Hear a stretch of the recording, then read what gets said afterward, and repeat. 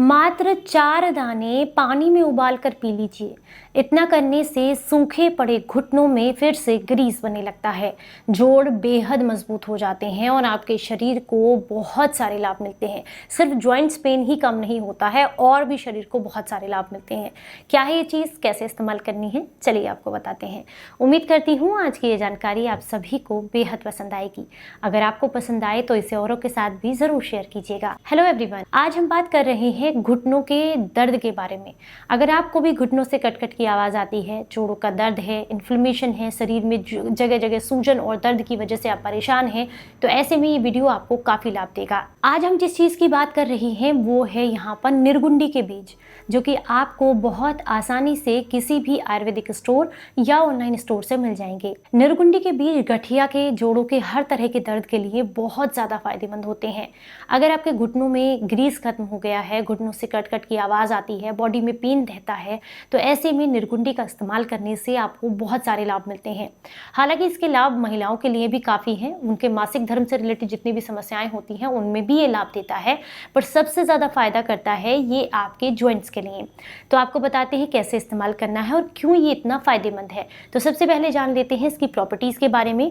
निर्गुंडी के बीज में ढेर सारे एंटीऑक्सीडेंट पाए जाते हैं जो कि बॉडी से इन्फ्लेमेशन को कम करने का काम करते हैं। अगर आप बहुत लंबे समय से किसी भी तरह की श्वसन तंत्र की समस्याओं से परेशान हैं, जैसे रेस्पिरेटरी सिस्टम में बार बार इन्फेक्शन होना, बार बार खांसी होना, कफ बनना, गले में दर्द, इन्फेक्शन रहना, तो ऐसे में भी निर्गुंडी के बीज का इस्तेमाल करने से आपको लाभ मिलते हैं।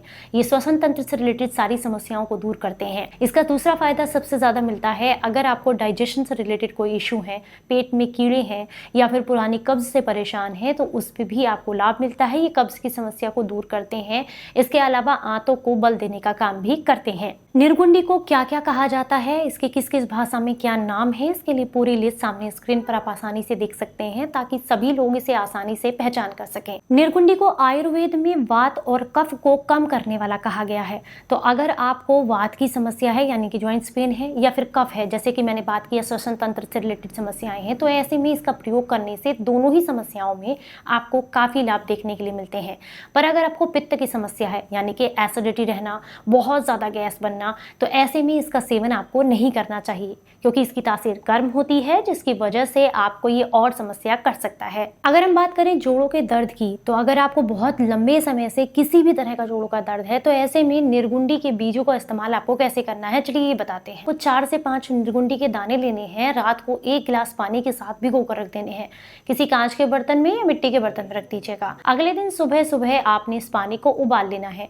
जब ये पानी उबलते उबलते आधा रह जाए, छान करके सिप सिप करके आपने सुबह खाली पेट इसका सेवन करना है। यह है पहला तरीका। दूसरा तरीका है सुबह सुबह 4 से 5 दाने 1 गिलास पानी में भिगो कर रख दें और रात को सोने से पहले आप इसको इसी तरीके से, यानी कि आप ऐसे पका लें और पकने के बाद जब ये आधा रह जाए, छान करके सिप सिप करके खाना खाने के 2 घंटे के बाद सोने से 1 घंटा पहले रात को भी ले सकते हैं। ये आपको सिर्फ जॉइंट्स के पेन को कम करने में मदद नहीं करेगा, ये आपके कॉन्स्टिपेशन को भी खत्म करेगा, आंतों को बल देने का काम करेगा और महिलाओं को अगर मासिक धर्म से रिलेटेड समस्याएं रहती हैं उसमें भी लाभ देता है।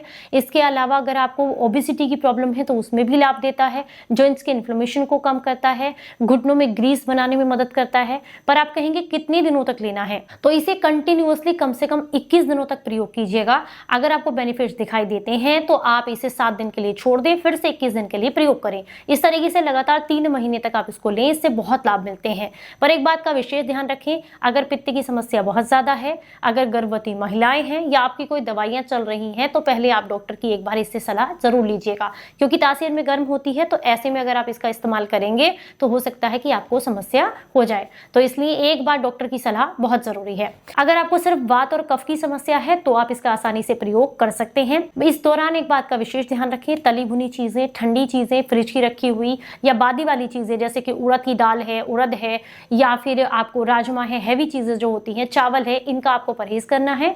अगर आप इनका परहेज करेंगे और साथ में इसको लेते हैं तो आपको बहुत अच्छे रिजल्ट्स देखने के लिए मिलते हैं। जानकारी अच्छी लगी हो तो ज्यादा से ज्यादा लोगों तक इसको शेयर कीजिएगा।